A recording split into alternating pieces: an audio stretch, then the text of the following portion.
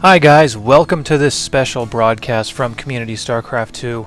I'm your host Sidewinder, and today we're going to be taking a look at the NASL's semifinals, starting off with the first match of the semifinals.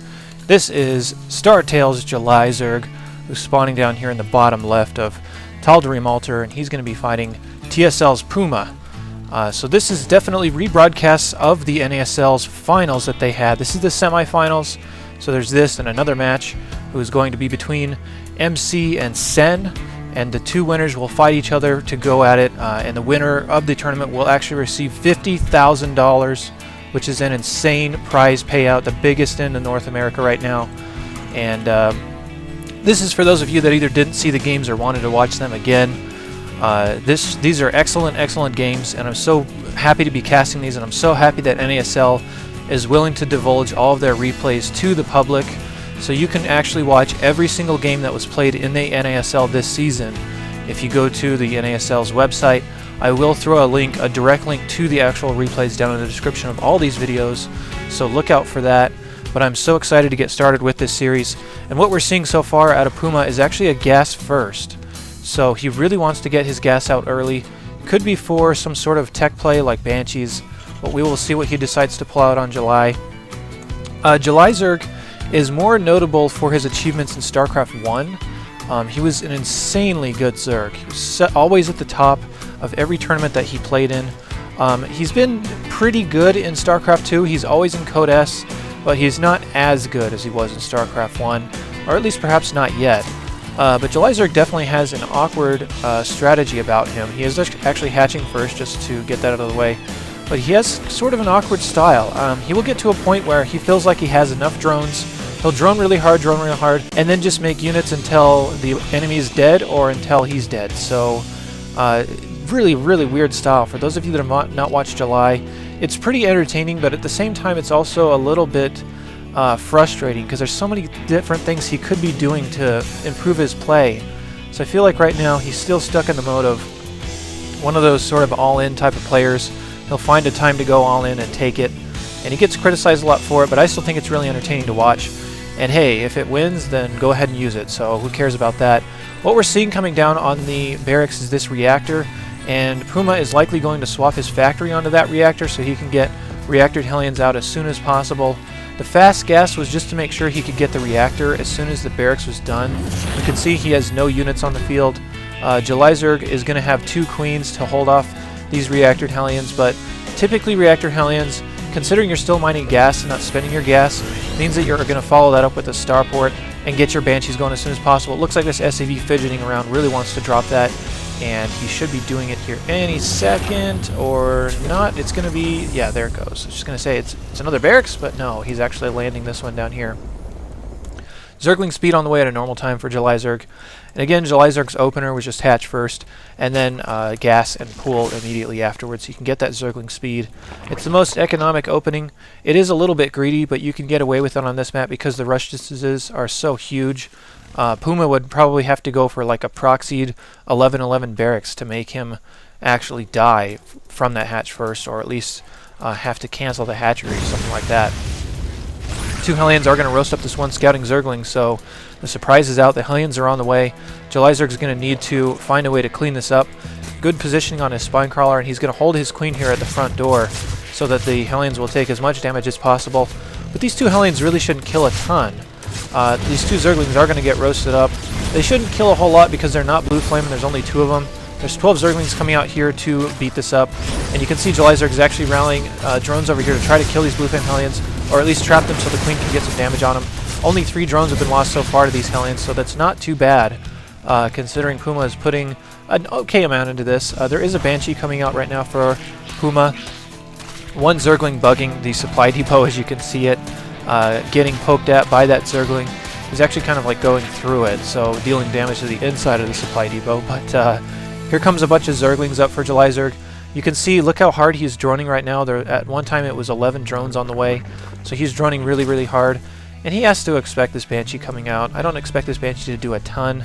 He did not, or Puma did not grab Cloak on there, so Jelizerg should be pretty prepared to deal with this. There's not even a second Banshee coming out right now. As we can see, there's only this Marine. this Banshee seeking around for stray Zerglings or something. July Zerg's holding some Zerglings up here.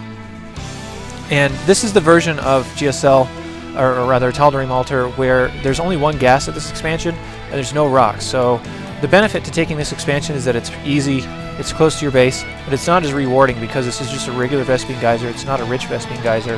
And there's only like 5 mineral fields here, so it's really low.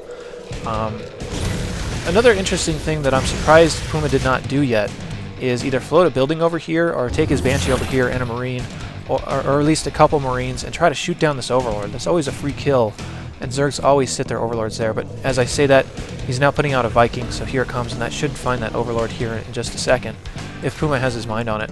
There's actually a pretty large force of Hellions on the field right now, and not a ton of Zerglings to deal with all this. I don't think these Hellions actually met that pack of Zerglings, so they should still be on the field. Looks like there's some here. The other ones are probably just hanging out at watchtowers. There's one right there that's going to die. Here comes 4 or 5 more Hellions up the ramp, and there's also a Banshee in the back here bugging some drones. It does have 2 kills. It's now up to 3. 2-pronged harass here from Puma. This is really nice, so that the Queens are out of position. The Hellions can really get into the main and wreck some stuff up. There's another Queen here. These Hellions are getting a little bit softened up, but they're doing a pretty decent amount of damage. Nice surround on the drones.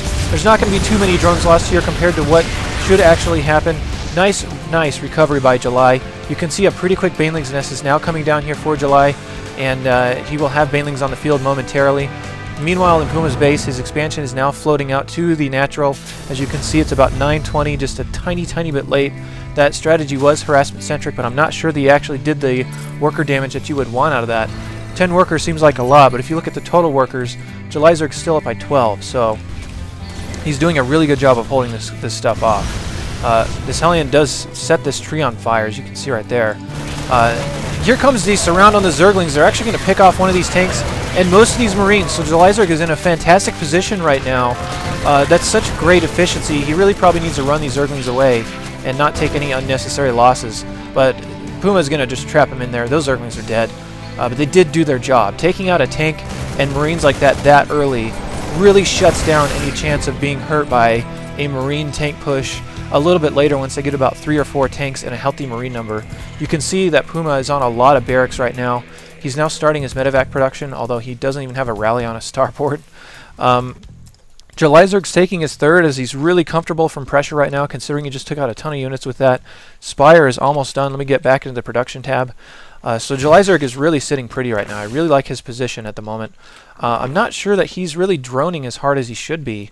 He's going for really heavy upgrades. You can see the +2 melee attack is now on the way, and the Spire is done.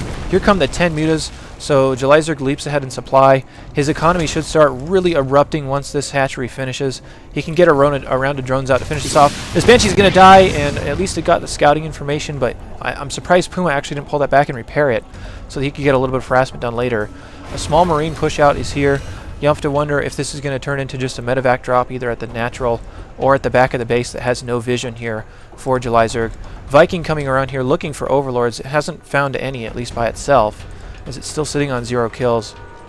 And here come the drones, 15 drones at a time. These mutas really need to be careful and not engage right here, and they do get out of there with no losses, but there's still one red muta. I personally would probably fly that muta home and let it sit in my base for a while so I don't lose it. Seems petty, but really those mutas are so valuable in this matchup that you want to save as many as you can. Here's that Marine drop that we were expecting, flying over to the side, and July Zerg saw that medevac and those Marines by itself. That should be a little suspicious to him if he actually noticed that. So medevac is flying around. I would expect it to drop on this 3rd if it gets that far. July Zerg is basically saturated this base. His natural is saturated, and his main is well saturated. So you see he's almost at max mining potential right now. As you can see, his income is at 74 drones, and he's really far ahead of Puma right now in terms of income. But in terms of supply, Puma still holds a lead, which is a little surprising. Puma doing pretty well for himself for being just on 2 bases right now. Mutas are getting into the base, as we can see, just looking around for targets to pick off. It does pick off a Marine or 2. The medevac is now unloading at July's 3rd, as the rest of Puma's forces are moving across the middle of the map. July must have caught wind of this with the Overlord. You can see these Marines really need to load back up there, so they do no damage at all. July is playing an excellent defensive game right now as Zerg. These mutas are still back in here. They might actually lose one, and yeah, one does go down, but these mutas are kind of picking apart the insides of this base, so they're getting pretty good efficiency out of him.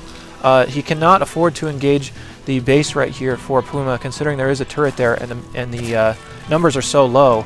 Here comes Puma trying to float the drop over. These Mutalisks are going to intercept this drop, and those Marines are never touching the ground again. They're just going to fall into this foggy abyss. They're dead. Goodbye. Jelizerg is playing such a fantastic game here. So very, very cool to see. Jelizerg's mutas are kind of split up right now, though.